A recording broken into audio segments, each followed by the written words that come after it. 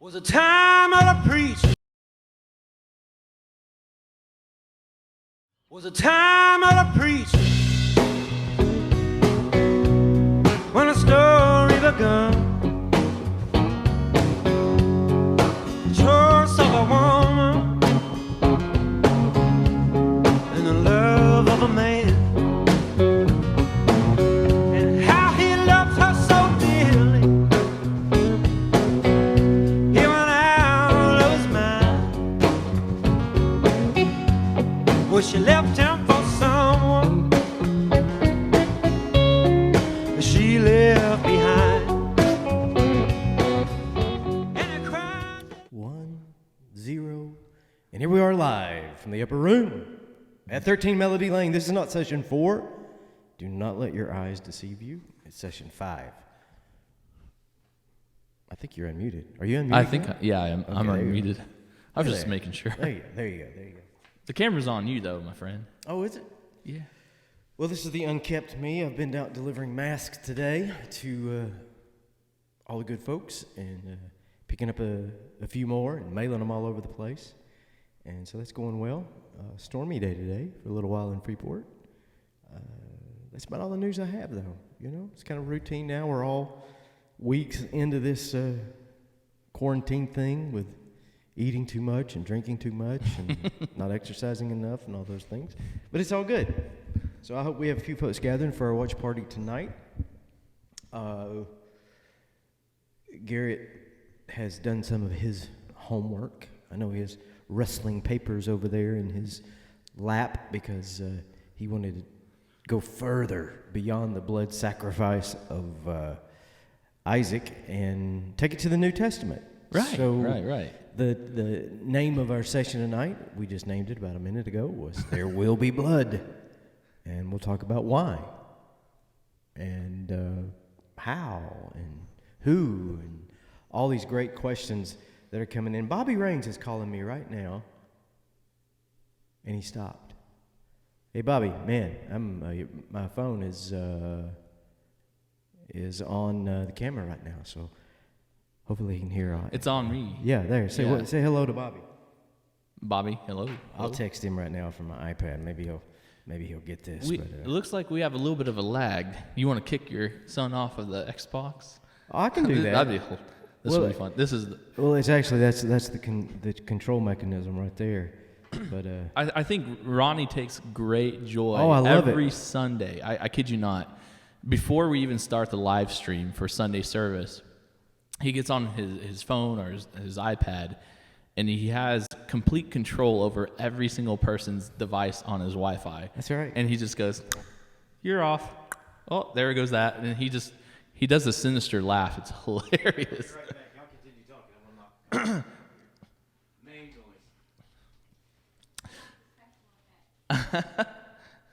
So Ronnie just walked out the door.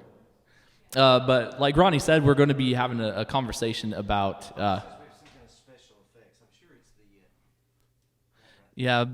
Bobby pushing all the buttons on Sunday morning. This is not directly Bobby's fault. We love you, Bobby. But we're going to be having a conversation that kind of ties in the Old Testament story of Abraham and Isaac and the binding that we talked about last week with, get this, the crucifixion story. So when Ronnie gets back, we're going to be having that conversation. You guys missed a lot of the fun, a lot of the action. Typically after every Wednesday night session is over, I'll head downstairs and we'll hang around for about an hour, sometimes an hour and a half, and we just shoot the breeze. It's the after show. The And after show, unscripted. and that's really where the idea of tonight's session kind of came into play. So Ronnie's back. Hey, and Bobby, somewhere down there in the comments, did we get the effects off? I don't think my wife quite delivered the message appropriately. She was talking about special effects, but I'm sure it had to do with the vocal effects. Yeah, Louisa, she put turn off the FX, like not the TV channel, but Right. the Well, turn off effect. the FX and tune in right here. So tonight we're talking about atonement theory, and when you're talking about atonement, it's at one meant. That's literally how it is transliterated into English, what is meant to make us at one with God.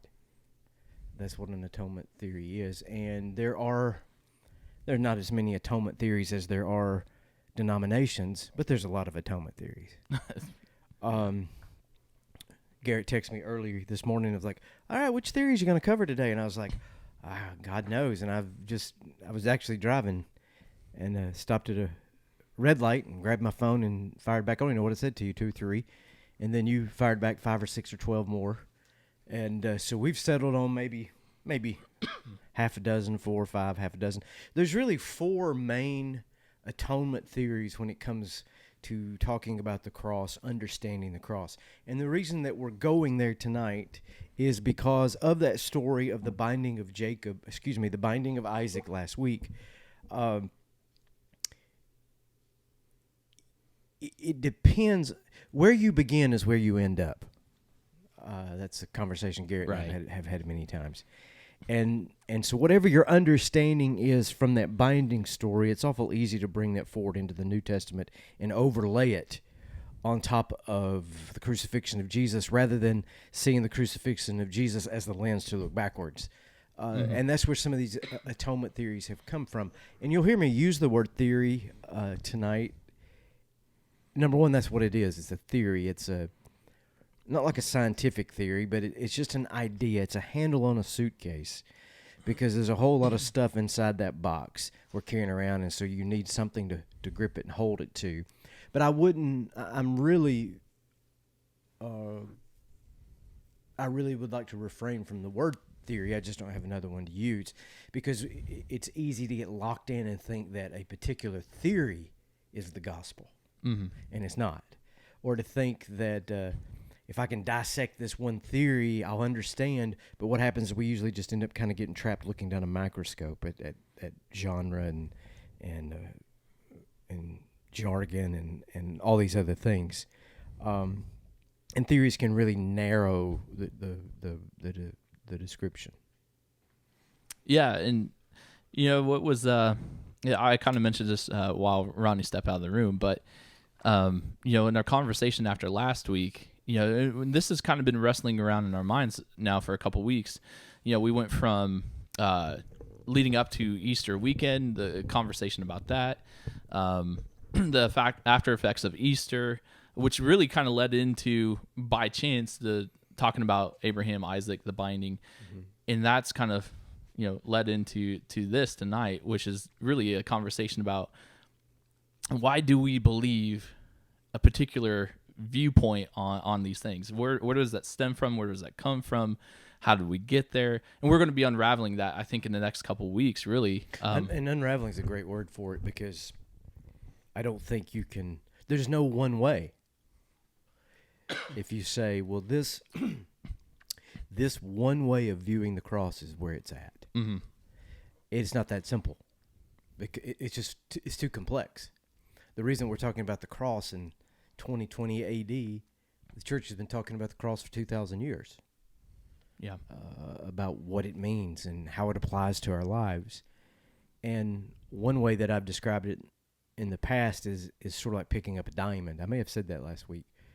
You look at a diamond set in stone on a ring, and you turn it, and the light fragments differently because there's so many facets on a well-cut diamond, and the cross can be like that. The cross can be like standing on a mountain or at the base of if you're standing at the base of the mountain, you just see this massive rock. If you're standing on top of the mountain, you see something else. If you're standing 100 miles away from the mountain, you see something else. These are all different, I think, proper ways to think about how all these theories go together. And I think in a series, it's probably been 10 years ago, I talked about snapshots. And that's a good way of understanding it, is that as you look at these different theories of the atonement and theories of the cross, it's like the church's photo album. And there are all these different snapshots. And if you take one picture out of your photo album or off your phone at home, you take one picture and you say, this is me. This is my life. Well, that would not do it justice. Is it the 12-year-old you? Is it the 30-year-old you? Is it you with your kids? Is it you alone? Is it you with your spouse? You need all those pictures to tell the whole story. Right. Yeah, I like that. I like that view. Yeah. What was I going to say? It just slipped my mind. Yeah. So we're gonna dive into this. We're gonna dive into these different perspectives and really, how this kind of came to be was, Ronnie shared the different views of last week and how you can view the story of Abraham and Isaac, and that's what led to the conversation afterward of, how do we view the crucifixion story in light of this? Because the way that you view Abraham and Isaac really lends a hand into how you view God as a whole. And when Ronnie and I, when we discuss these different these views and perspectives and theories, it's not casting aside one or the other and saying that's absolutely wrong. It's really looking at a holistic perspective, as Ronnie said, getting the whole picture album out and looking at these from different angles and really discovering, what does the crucifixion mean? Mm-hmm. When we think about God, when we think about who he is, what does the crucifixion mean in light of that? And it'd be easy to say, well, I understand this theory, but the Bible says this here, and that theory, the Bible says this over there. Mm-hmm. There's no discrediting of a particular Bible verse or particular theory. It's like cooking. Multiple dishes require the same ingredients, but how you put those ingredients together determines what you start with, is where you end up. And many of these theories of atonement are built on the same verses, identical verses, but how they are put together with the entire scheme of Scripture or context of when a particular person developed that theory determines how it comes out. Yeah, and that's where we'll actually, I think we'll get into that in the coming weeks, which is, the history of our upbringing, our Christianity, the denominations we come from, really kind of, for lack of better terms, twist the way that we view things in a sense. They push a certain agenda, and our view of the cross, our view of God, our view of humanity, all that changes really if you jump around from one denomination to another. Mm-hmm. And which I think we'll kind of dive into that in the coming weeks. We won't get into that tonight. No, probably not. We probably have more than we can cover tonight. But we'll dive in. We'll get started with the actual theories themselves. The oldest theory developed very organically over time. I think in my reading and remembrance of church history, I think it would be accurate to say for the first couple hundred years there wasn't a unified theme, a unified theory of the crucifixion. I delivered unto you that which was of first importance, that Jesus Christ was crucified, was buried, rose again on the third day. That was it. There wasn't as much. Paul does a lot of wrestling with the implications, but there wasn't a consensus on what does this mean? What does this mean? But after a couple hundred years, the theme that is most prevalent and was the most prevalent theme for the first 1,000 years of church history was something called Christus Victor, the Christ who is victorious, the Christ who conquers. And with a comprehensive view of Old and New Testament scriptures, it essentially, as the old Hebrew story is told, Adam, the first man, sins in this defiant act of rebellion, and sin, like a DNA marker, gets passed down generationally to every generation that comes. And we are enslaved to sin. We are subjected to evil. We are overcome by our fallenness. Christ arrives and undoes that. He takes sin and death into himself, rises again as vindication of God's servant, and becomes the one who conquers, the one who reigns. If you have ever read the Chronicles of Narnia, What's that? yeah, right. The Chronicles of Narnia is very much a Christus Victor telling of the story. Aslan, representative of Jesus, lays down willingly on that altar. The White Witch kills him, and she thinks she has won, but his death becomes, he overcomes death and then liberates and undoes the disease of all that's been laid to waste in the world. I'm sorry if you haven't seen that movie. Ronnie just kind of gave away. Well, the it's not. story, I mean, but- it's not that it's a movie. I mean, it's classic literary. You got to read the books. There's a The movies book? are great. I thought there was just- Stop it! Stop it! Stop it! Stop it! It's a good book. And this is really held on to. It remains primary to Eastern Orthodox faith. In the West, we've moved on to other primary interpretations of the cross, but the Eastern Orthodox, Greek Orthodox, Russian Orthodox, they've never traded this one. They've stuck with this one all along, and it's their favorite. And there are elements of these other theories, but if you were to ask someone steeped in orthodoxy, what is the meaning of the cross and the resurrection, they would talk about Christus Victor. Mm-hmm. And they would go further and talk about, even Anabaptists use this term theosis, where not only did Christ come to rescue us from our slavery and overcome all evil, but he's actually improving on the state of things even before the fall, and that we, through the process of being conformed to the image of Christ, theosis, not that we're becoming gods, but we are becoming reflections of God, which we Protestants and Catholics, we kind of shy away from that because we're too Augustinian. It's too much about the sin problem. Where the Eastern Church, with the idea of Christus Victor, sin doesn't get in the way. Sin is vanquished. Evil is vanquished. It's not a problem anymore. And Christ becomes the one who puts it all back together.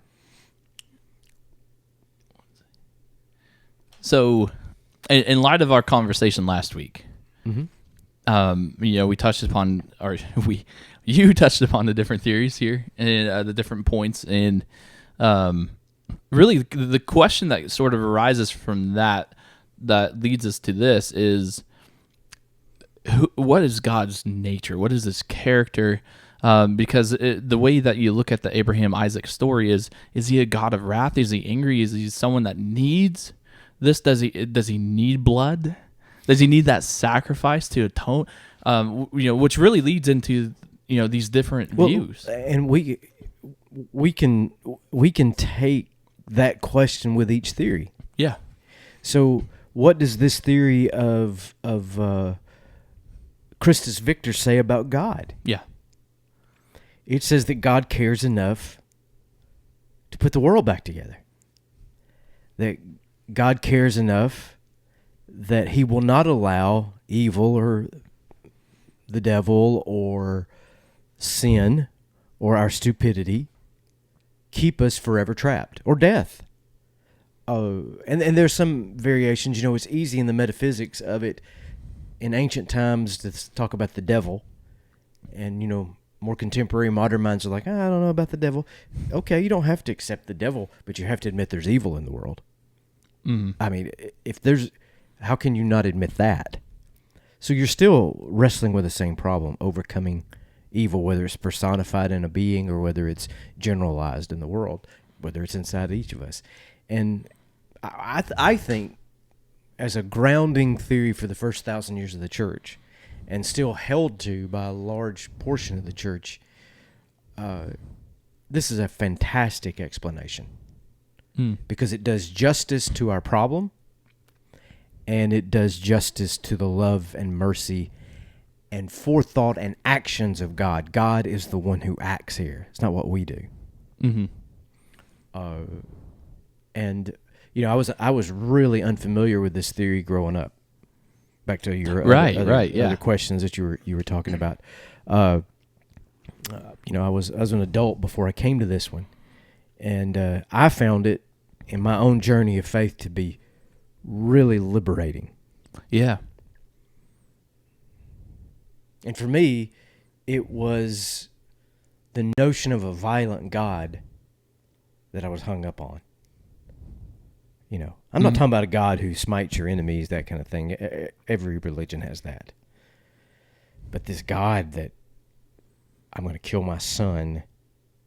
We're back to what we talked about last week. Yeah. And this one I found to be very liberating. Yeah, absolutely. And one of the things I know we talked about in the after show last week, after things were done, is typically a lot of what happens is I look at Ronnie and I go, I didn't learn any of this, or this wasn't touched upon in my undergrad, and that's the reason I say that is I was an 18-year-old naive young man going to Bible college and learning a lot of this stuff for the first time, and really the depth of this wasn't really. We really didn't engage these on a real personal wrestling with it kind of level, and I say that to give you hope in a sense that you're not alone in wrestling with some of these things that we're going to be talking about, because there's a lot to unpack, there's a lot to uncover, and unless that's been unveiled and shown to you in a different setting, a lot of this might be brand new stuff. Right, and saying, "Well, I've never heard that before. That can't be right." Right. Oh, yeah. That's a natural first reaction. Understood. Yeah. But the Christian world is much, much larger than the little trail we have individually walked.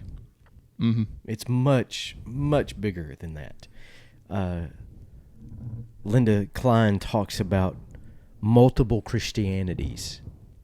And she talks about rejecting the Christianity of her youth for a different type of Christianity. And immediately that gets people on edge. There's only one faith, one baptism, one Lord. Of course, she's not denying that, and I'm not denying that. But the manifestations of that and how it works itself out in the world is as diverse as humanity itself. Mm-hmm. And we're talking about these different paths. And again, the Christus Victor at times, in fact, may have saved my faith. Yeah.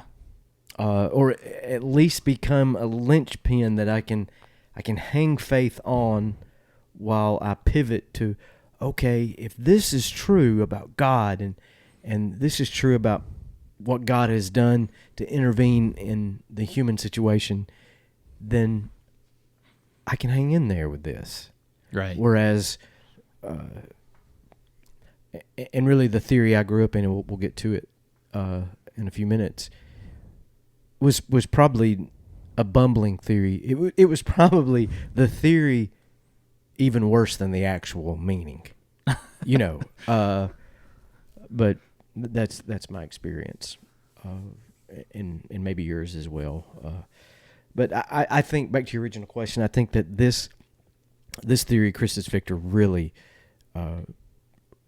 salvages a gracious God, mm-hmm. and an acting, active, saving God that won't leave unwell enough alone. He's going to intervene. A variation of this that came out of the Christus Victor is the theory of satisfaction, or even ransom. Well, we can kind of take those together. So the church is just kind of percolating along for the first 10 centuries, working through a lot of different things, atonement theory being one of them. And if you go back during that 1,000 years to a man named Origen believed that the cross was a way of giving the devil his due, so to speak. Origen thought that the cross was this cosmic transaction where God was paying off the devil in order for humanity to be released and redeemed. So it's still Christus Victor. Christ overcomes, but there's a satisfaction, ransom piece in there. Well, that went on for a little while, and then St. Gregory, the Pope, Gregorian calendar, that sort of thing. St. Gregory said, no, that doesn't seem right. That seems to give the devil too much power. That would seem to make the devil equal with God. And so Gregory came up with this line. You'll love this, Garrett. The cross was the mousetrap whereby God caught the devil, so that it was a trick. So the devil likes cheese? Something like that. Who moved my cheese or whatever. So the devil thinks, and and some of this is Narnia. The White Witch thinks she's killed Aslan. So the devil thinks, oh, here's the Son of God. I'll kill him, and that'll be it. The world is mine. Kills Jesus, but Jesus comes back to life, and that's the trick. Ha. It was God's way of laying a plan. It makes God a trickster in some ways, and so people thought about that. That never really was satisfying either. So about 1000 A.D., a man named Anselm comes up with a theory of satisfaction, theory of ransom, and Anselm was a man of his time, and he was in medieval society, early medieval society, and feudal society. And his concept was that we have sinned against God, who is king, and sinning against God as king has disrupted the order of the universe. Therefore, God has to make things right to put things back together. And the only way that things can be made right and put back together is for God to be satisfied. We got to make God happy because we've made God very unhappy. There will be blood. There will be blood. Right. And in his mindset, he's thinking of a king. So in ancient times, let's say a lord kills one of the king's deer on his hunting grounds. Well, that lord is probably going to pay a fine.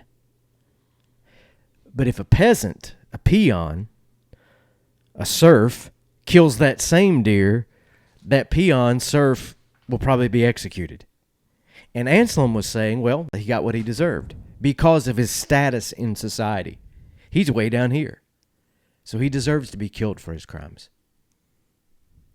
Very contextual for his day. When we would say, well, we live in the age of democracy, supposedly, and supposed dignity for all people, and we say, well, how's that even possible that he could come to that conclusion? But in his time, that was his conclusion. We're all these little peons, all these little serfs down here on earth doing our thing. We've offended God, and we deserve to die. And Jesus has stepped in and took the bullet for us, and therefore God is satisfied. And this theory is all about order. It's about keeping things together. It's really lost its shine. You won't find many people today there'll be pieces of it here and there, but you don't find many people that hold to a medieval, monarchical, feudal view of God anymore. But in his day and in his time, his opinion held for some 500 years. So what would you say, looking at that particular view, how could that one be damaging in your opinion?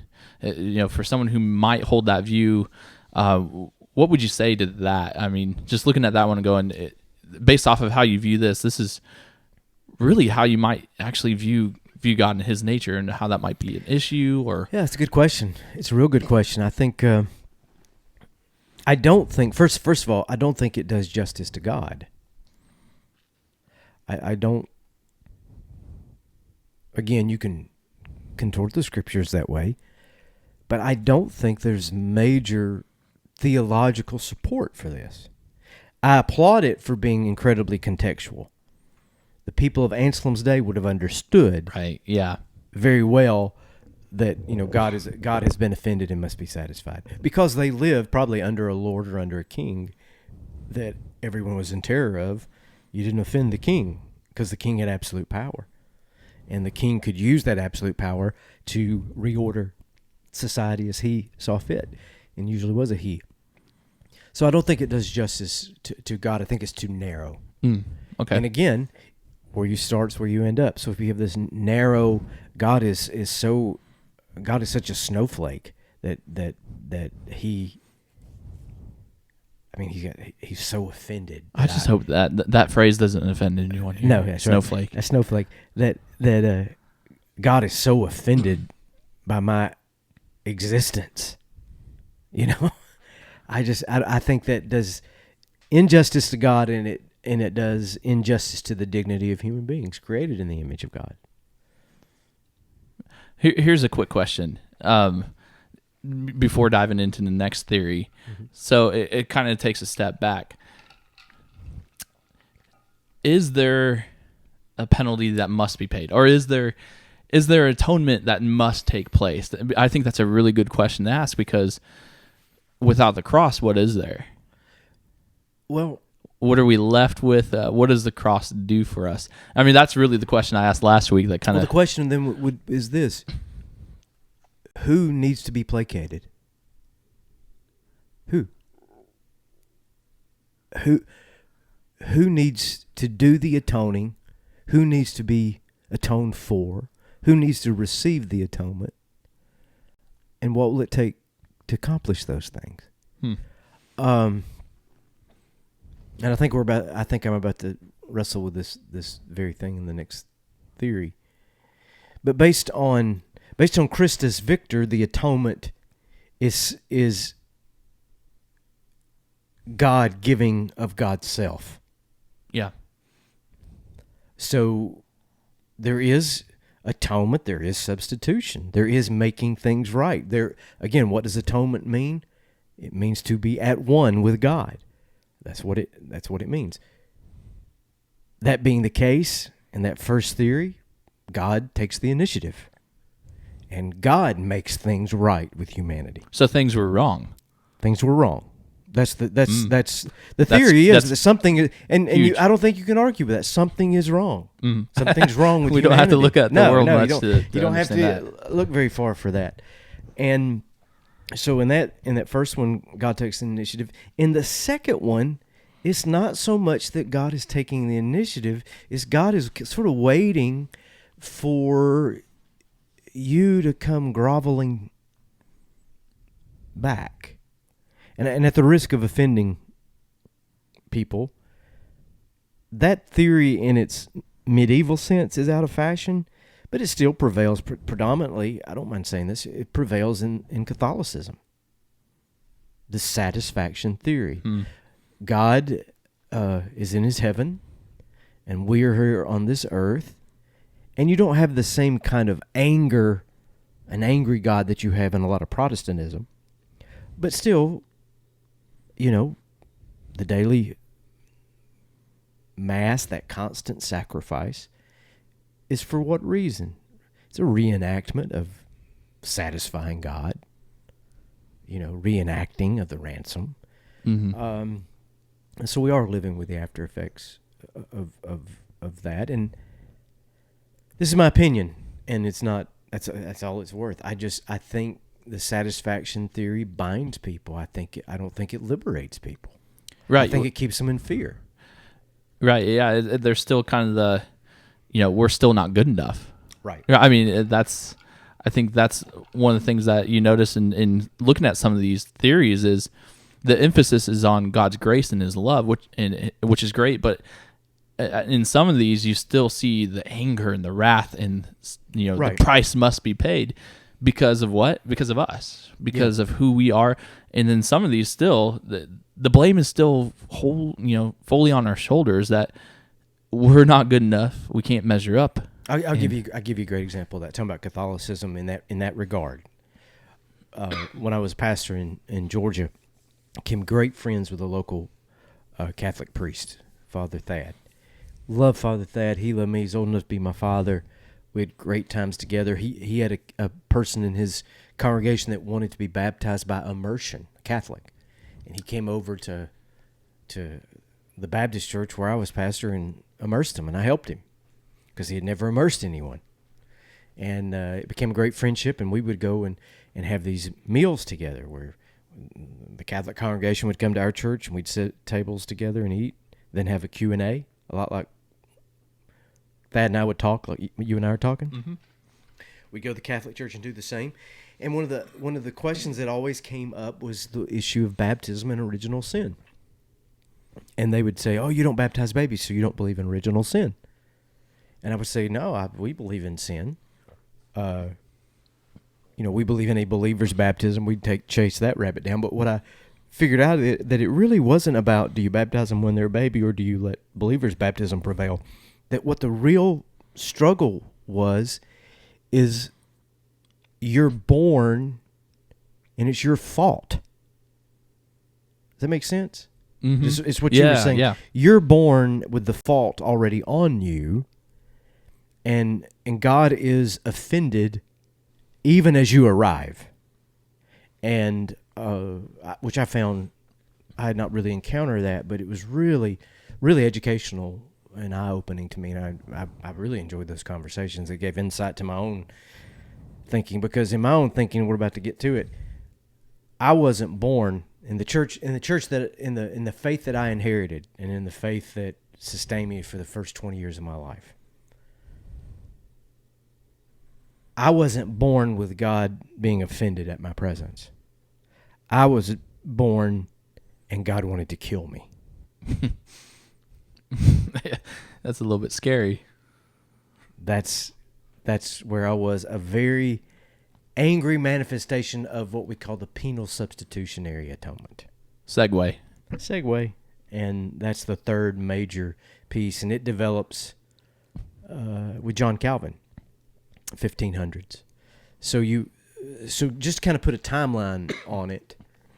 You have first 1,000 years is Christus Victor. Mm-hmm. Then about 1,000 to 1,500, it's more of this satisfaction ransom theory, and that prevails, in different manifestations. And then we get to the Protestant Reformation, 1517, with Luther, Calvin, and Zwingli. They all follow, and then Calvin is the one who really reaches the peak of this penal substitution theory. And I probably sum it up. Jesus, by his own choice, is penalized by God in our place. Substitution. And in my religious upbringing, if you were to ask people, what is the gospel? They're going to give something like that as the answer. Mm-hmm. Well, Jesus took my place on the cross. I would say that's not a clear articulation of the gospel. I would say, well, that's a theory of atonement. Yeah. But that's not the good news that Jesus came preaching. What you all right over there, Gary? I've been drinking cherry Pepsi. Just a little bit of bubbles happening. It is, I think, the most common theory of the atonement in Protestantism today, in various forms. I mean, that was in my upbringing, and you tell everyone what your denominational background was. Well,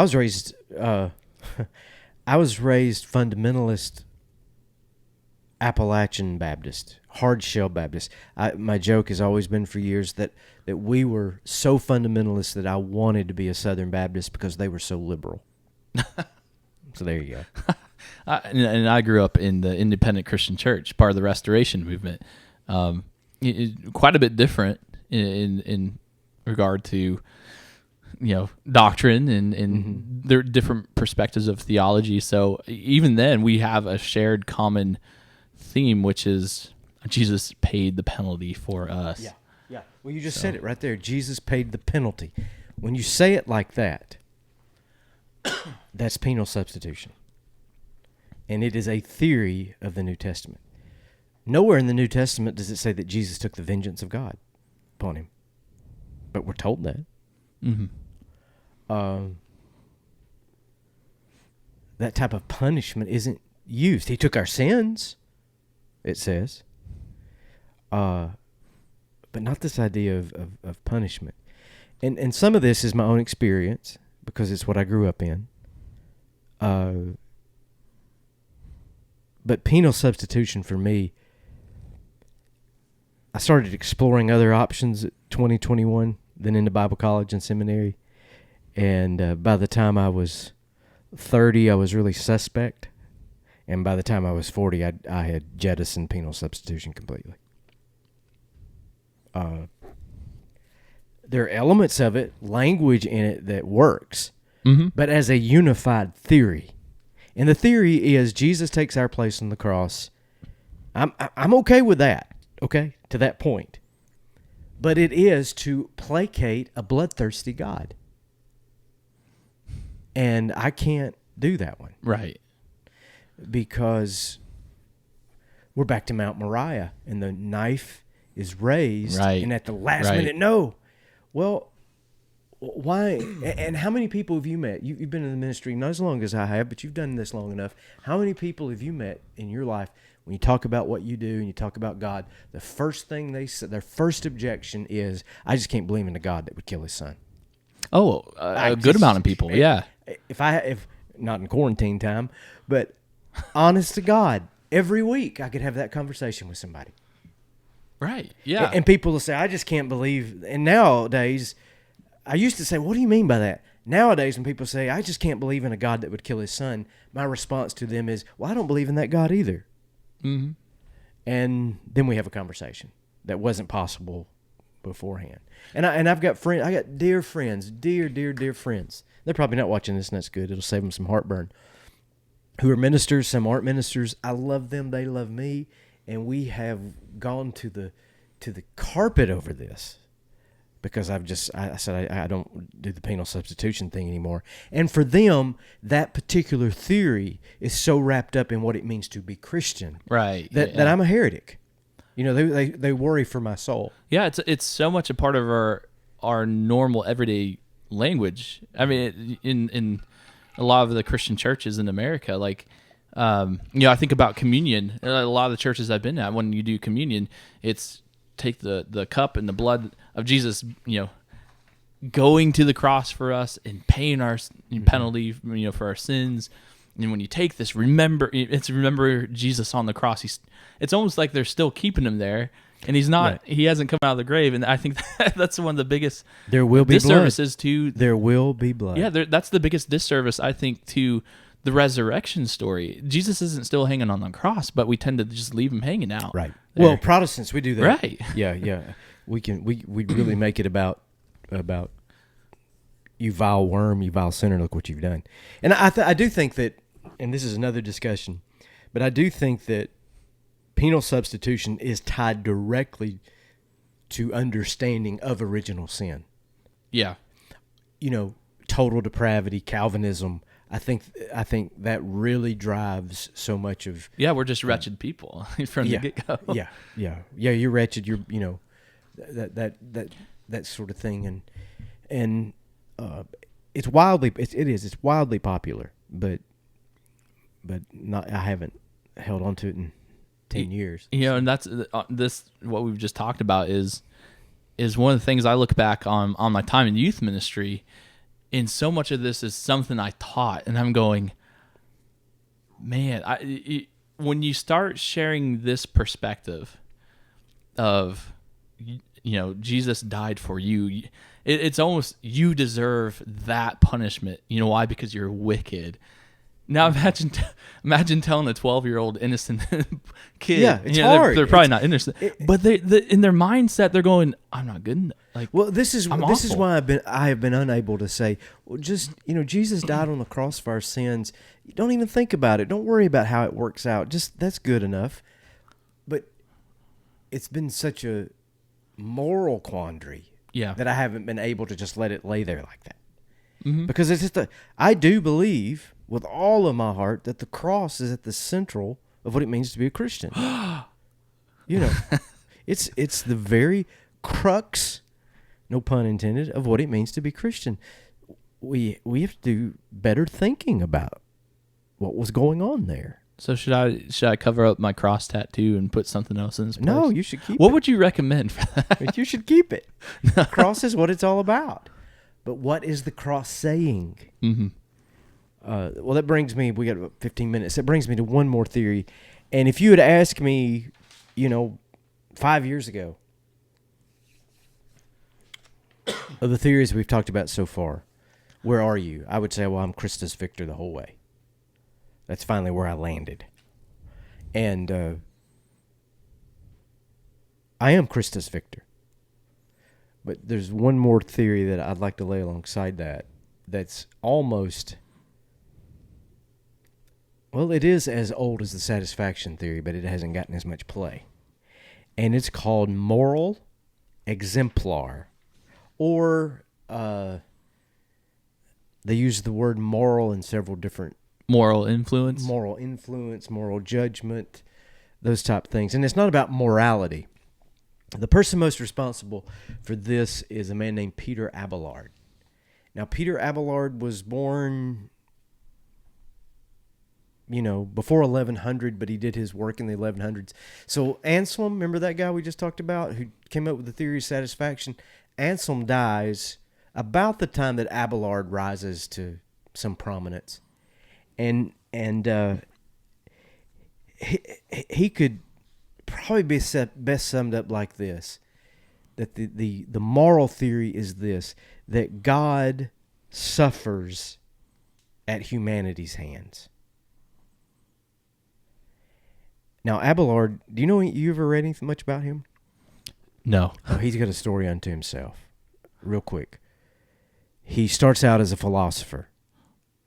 Starts to deal with theological issues. He's got a great career going, but he has a problem. He falls in love with a woman. That's not a problem. But they carry on this scandalous affair behind the scenes. That's a problem. And she gets pregnant. So, in order to protect her, you're going to love this, he sends her to a nunnery. Makes her join a convent. She's pregnant. That's interesting. Okay, she's pregnant. How do you come back from that, man? Well, wait till you hear this. He was protecting her from her uncle, who had not what's the word, stewardship or chaperone over her because her parents were dead. Guardian. So when the uncle finds out that his niece has been sent to a nunnery because she's pregnant, he sends a gang of thugs into Abelard's house in the middle of the night and castrates Abelard.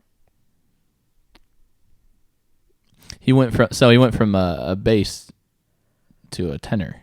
Real quick. Oh man. So he's castrated, and he doesn't know what to do. So he becomes a monk. What else can you do? So he becomes a monk. And as a monk, he begins to work out all these theological implications. Oh, by the way, and years later, past middle life, as he's aging, he bumps into the love of his life that he had sent to the nunnery. And she's willing to leave the nunnery and give up her vows because she still loves him. Mm. It's a tragic story, but he won't go with her because he has to disclose to her that, no, your uncle castrated me. Anyway, it's a whole nother story. Abelard was focused with the moral argument of saying this, that the cross was not something Jesus did to change God's mind about us. Rather, it was Jesus doing something wholeheartedly with God to change our attitude about God. And he said, quote, Jesus died as a demonstration of God's love. Such a demonstration can change the hearts and minds of sinners, turning them back to God. Beautiful. Yeah. The kick against this, the rub has always been from other theologians that it's too soft. Too soft on sin, too soft on judgment. Not enough penal substitution. Well, maybe a question to ask regarding that then is that really to put the power in the hands of the church? Really, because if that's too soft and you're still sin, in my mind that means that the church has a little bit more power. That means the preacher, the minister, the clergy still has the power to say, no, you have to come back here because you're not good enough. God is still, Jesus still paid the price, but you have Yeah. to say your Hail Marys. You have Yeah. to you Yeah. have to come back every week. Give you tithes. Right. Get in It's the pew. it seems like a power Yeah. struggle right there. Let me add Abelard's voice, dovetailing what you've just said. A man named Rene Girard Oh, I like that. and James Allison. Rene Girard died a few years ago. French philosopher, theologian. James Allison is a Anglican priest, British. Their theories run like this, and it begins with Girard, and Allison picks it up and develops it further. The theory is scapegoating, which is something we haven't even got into much tonight. Girard said this, that all suffering in the world is due to rivalry. So, the most basic elemental explanation of that, Garrett, is this. I've got this cup. What's in that cup? I can't tell you. What's in So that I've cup? got this cup, and it's the most wonderful cup in the world. And just because I have it means you want it. For example, if this room is full of toys and we let a little kid come in here and pick a toy, and he or she picked up a toy, Mm-hmm. and then we let another little kid and another little kid, there could be 1,000 toys on the floor. Which toy will every kid want? The noisiest, The one most that's already been picked up. annoying one that the other kid has. The yeah. one that's already been picked up. Now, Girard says that's the cause of all sin in the world. We want what somebody else has. And rivalry develops this idea of scarcity. It develops war. It develops hate. It develops all of this nastiness that's in our world. Anyway, you'd have to go there first. His point being this, that to diffuse our anger, to diffuse our sin, societies have always picked a scapegoat. Slave in the American South, immigrant at the border, Jew in Central Europe. Just Mm-hmm. this has always been the case. This is the reason for our trouble. That group over there, or that person over there, or that party over there. And if what happens is that societies unify around that, and all of their anger, all this pent-up rage gets vented out onto a person as a scapegoat. And in the Jewish faith, we're going all the way back to Abraham here, and Moses, the scapegoat, every year, sins are placed on the goat, and the scapegoat escapes, carries away the sin. Mm-hmm. So what Girard and Allison say are this, that Jesus became, on the cross, the scapegoat for humanity. Jesus revealed and condemned and overturned this whole idea that somebody has to pay, that there will be blood. There was blood on the cross. It was violent and it was awful, but humanity is the one who shed the blood, not God. It is God suffering freely as God gives God's own self over to the world. And if I had to say, where are you at in atonement theories, that's where I'm at. That's huge. It's big. Yeah. It's big. It's real big. Yeah, I mean, it just goes against a lot of what we were Yeah. taught. 'Cause, yeah. Growing up. And I love this. I don't want to skip over this. Jennifer Stanley, if you're still watching, I really like what she said. She said, unfortunately, if you were raised in the South, we all have a very narrow-minded, narrow view of from our denominations. Mm-hmm. Hard for people to think outside the box and search for the meaning ourselves. Instead, we tend to take it at face value because that's what the preacher said. Right. That's right, Jennifer. You're exactly right. And that's, we didn't set out with goals or anything like that when we started the Q&A. It was just really unscripted here. yeah. But I think that's been the one of the beautiful subversive things about what we're doing. Just below the surface of what we're doing is having these conversations and asking difficult questions and doing our best to answer these. Well, and people should have permission to do that. Yeah. Wrestle With it. It's good. I just can't say enough about in the last 5 years how Gerard and Allison's thinking. And they're just picking up Abelard. This is not brand new. This is 1,000 years old.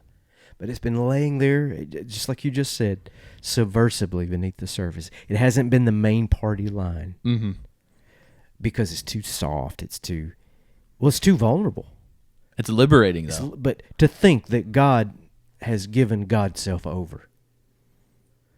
And I've said many times in the last couple of years, my own preaching of the cross has changed in the fact that if you want, what does the world do to unconditional love? Look at the cross. Mm-hmm. That's what we do to it, because it's too good to be true. Right. This can't be right. And plus, unconditional love offends us.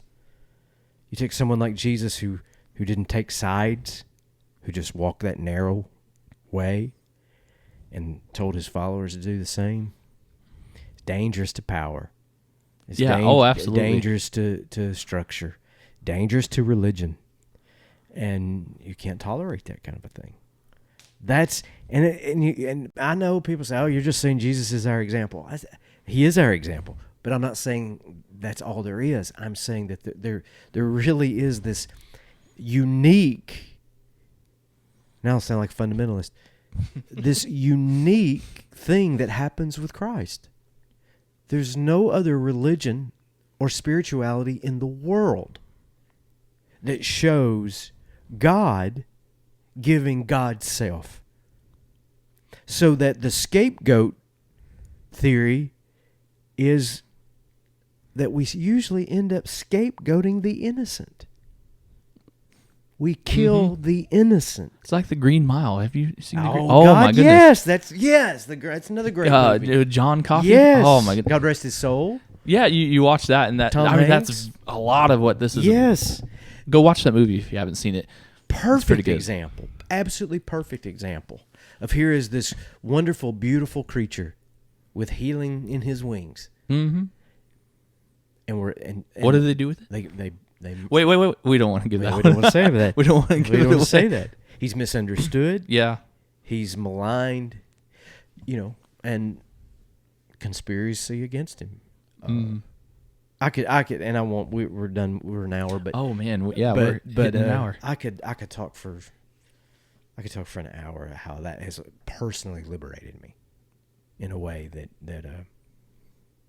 very few things have. Yeah, and really, we hope that this discussion and asking these questions and digging into these different theories, allows you to start asking the difficult questions and wrestling with that, and doing some digging yourself.